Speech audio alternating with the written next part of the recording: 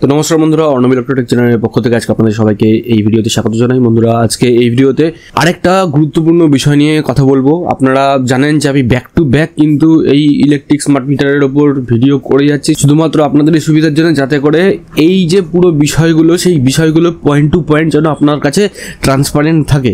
ঠিক আছে, এতদিন পর্যন্ত আমি আলোচনা করেছি কিভাবে রিচার্জ করবেন, কিভাবে সমস্ত প্যারামিটারসগুলো চেক করবেন, কিভাবে কি প্রসেসগুলো হচ্ছে। তো সেইগুলো নিয়ে আমি অলরেডি দুটো ভিডিও করেছি, 2 থেকে 3টি ভিডিও করেছি। আজকে আমি এই ভিডিওতে দেখাবো, যদি আপনার ব্যালেন্স শেষ হয়ে যায় বা যদি আপনার ব্যালেন্স মাইনাসে রান করে তবে আপনি কি ফেস করবেন। তবে কি আপনার কারেন্ট চলে যাবে, তবে কি আপনার ফাইন হবে, তবে কি আপনার কোনো প্রবলেম হবে কিনা, সেটাই আমি আজকে এই ভিডিওতে আপনাদেরকে এক্সাম্পল দিয়ে দেখিয়ে দেবো যে যদি আপনার ব্যালেন্স শেষ হয়ে গিয়ে ব্যালেন্স মাইনাসে রান করে তবে আপনি কি কি জিনিস ফেস করবেন। চলুন দেখা যাক। তো ফ্রেন্ডস, এখানে দেখতে পাচ্ছেন একজনের ড্যাশবোর্ড খোলা আছে। তো এনার ইলেকট্রিক বিল বা ইলেকট্রিক বিলের যে অ্যামাউন্ট বা কারেন্ট ব্যালেন্স সেটা কিন্তু মাইনাসে রান করছে, মানে মাইনাসে চলে গেছে।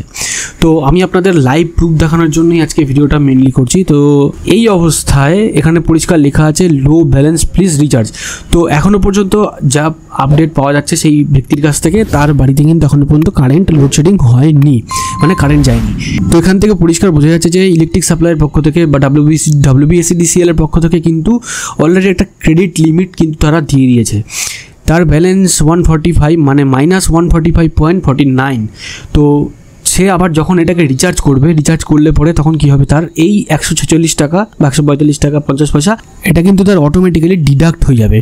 তো ডিডাক্ট হওয়ার পরে এক্সট্রা যে ব্যালেন্সটা থাকবে সেটাই কিন্তু তার মেন ব্যালেন্সে এখানে শো করবে, আর সেটা থেকে কিন্তু তার সমস্ত আর কি সেখান থেকেই পরে ব্যালেন্স ডিডাক্ট হবে।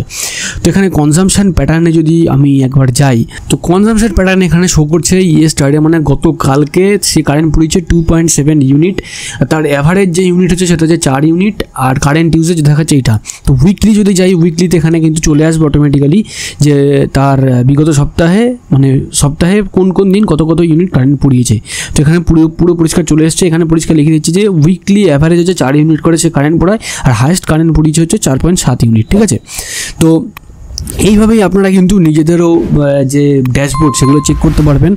আর এখানে আমি মেনলি আমার উদ্দেশ্য ছিল যে অনেকেরই কনফিউশন ছিল, যদি আমার অ্যাকাউন্ট ব্যালেন্স শেষ হয়ে যায় তাহলে পরে কি হবে, ব্যালেন্স যদি মাইনাসে চলে যায় তাহলে পরে কী হবে, কারেন্ট চলে যাবে কি না বা কিছু বা কী অ্যাকশান নেবে। তো আশা করি আপনাদের কাছে জিনিসটা বা বিষয়টা পুরোপুরি আজকে ক্লিয়ার হয়েছে।